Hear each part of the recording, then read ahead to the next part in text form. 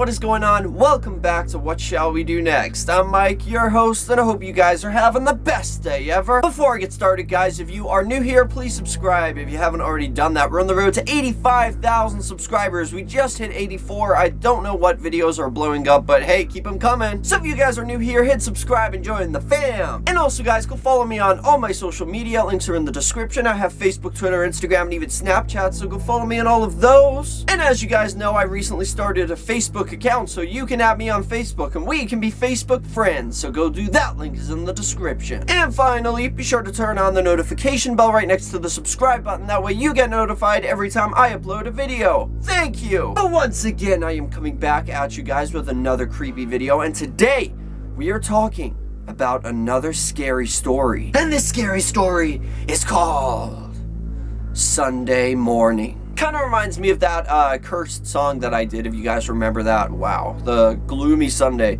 Ugh, creepy. So the story of Sunday Morning is called Sunday Morning, and it is a scary story about a young girl who is always late for mass at her church.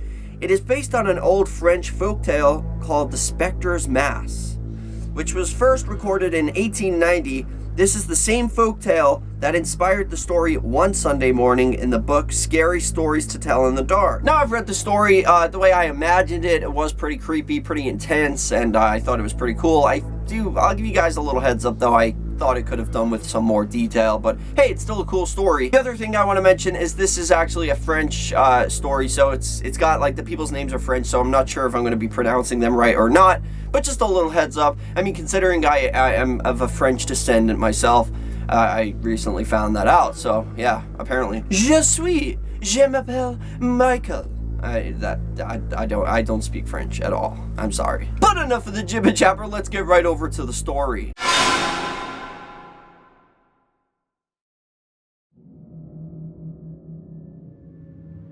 Sunday morning. There was a young girl named Josephine who was habitually late for Sunday morning mass at her local church. She always forgot to set her alarm and wouldn't wake up in time. Finally, she got tired of her parents telling her off and decided she would never be late for mass again. One Sunday morning, Josephine woke up at midnight, unaware of what time it was.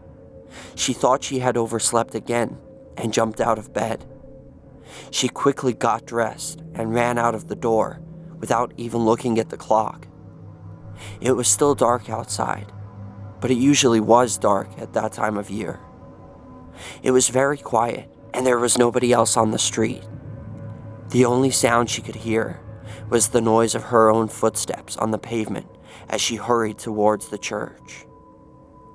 When she heard the church bell ring, she quickened her pace and took a shortcut through the cemetery. She got to the church just as the service was about to begin. She found a seat and took a look around.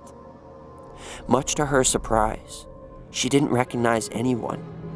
The church was filled with people she had never seen before. They were all staring straight ahead, and an eerie silence hung over the gathering. When the priest came out to celebrate Mass, Josephine realized he was a stranger too. The priest told the congregation to pray for the soul of a young girl named Francois, who died the night before. Josephine was shocked. She knew Francois, and she had never even heard that the poor girl was ill. Something was radically wrong. She began to feel very uneasy. She looked around again, and as her eyes began to adjust to the dim light, she saw someone she knew.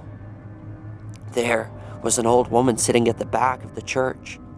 Josephine's heart sank when she remembered that the old woman had died a year before. Looking towards the front of the church, she saw that some of the people sitting there looked very strange. Their skin seemed to be pearly white. One of them turned his head, and Josephine discovered to her horror that he was nothing but a skeleton in a suit, just a skull and some bones. This is a mass for the dead, thought Josephine, Everybody here is dead, except me. It's a specter's mass. She noticed that some of them were staring right at her. Their eyes were filled with anger. It was clear to her that she had no business being there. Suddenly, she felt a tap on her shoulder. Nervously, she turned around and found her grandfather standing there in a row behind her.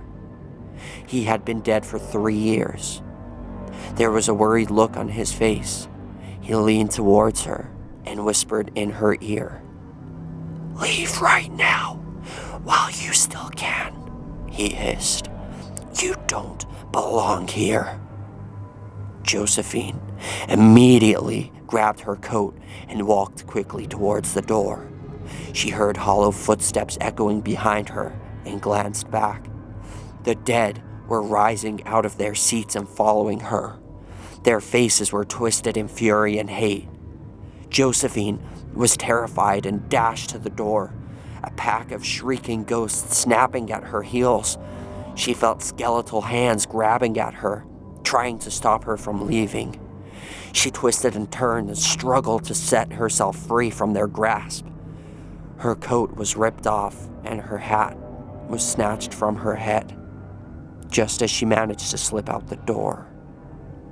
Screaming and crying, and almost out of her mind with fear, Josephine ran all the way home and told her parents what had happened. Later that day, someone came to the house holding what was left of Josephine's coat and hat. They had been found in the cemetery, torn to shreds.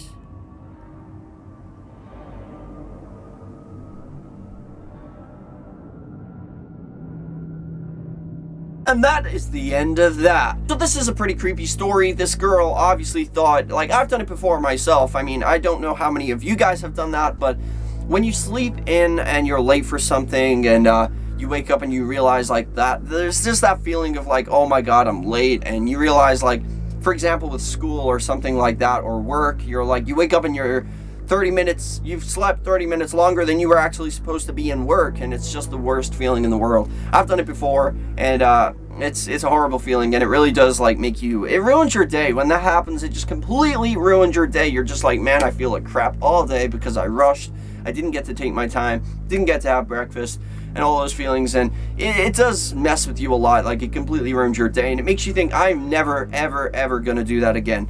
And still to this day, I sometimes jump up every morning and I feel like I'm running late for something, and it's just a weird feeling. It's just like something that we all fear, like waking up and then we're late. And I guess that does, like, I've done it before, and like I was saying, I got a little off track there, but I've jumped up and I've like started putting on my pants and stuff, and I'm like, toothbrush in the mouth, and then I realize that it's like 5 hours before I even have to be awake, and I'm like, what, go back to bed. And then you go back to bed. But it's a horrible feeling, so I kind of see where she did that, like jumped up at midnight. I've done that before myself, and then she's obviously gone, but she didn't go to the church. At least she thought she was going to the church, but she actually was in the cemetery. Like, she must have thought like she was hallucinating the church, or she did go to the church, but somehow her clothes ended up in the cemetery. Maybe when they went back to bed. That's it. It all makes sense now. When the dead were going back to sleep, when sunrise was coming, they all went back to their graves. They must have took the coat and hat with them. Makes sense now. I'm sorry, I'm getting way too excited about this story, but my question to all of you for question of the day is, have you ever slept in? Let me know your story in the comment section. I love hearing other people being late. I don't know why, I find humor in that. So if you guys have ever been late for something, work, school, you've slept in and you're like super late, let me know what your experience was and what happened to you. Yeah, that is question of the day. But thank you guys so much for watching. I hope you enjoyed this video. If you did, please slap a like on it. Let's see if we can go for 36 billion likes on this video. I would really appreciate that. And if you guys didn't see my previous video, which was a pretty creepy story, it actually gave me chills reading it.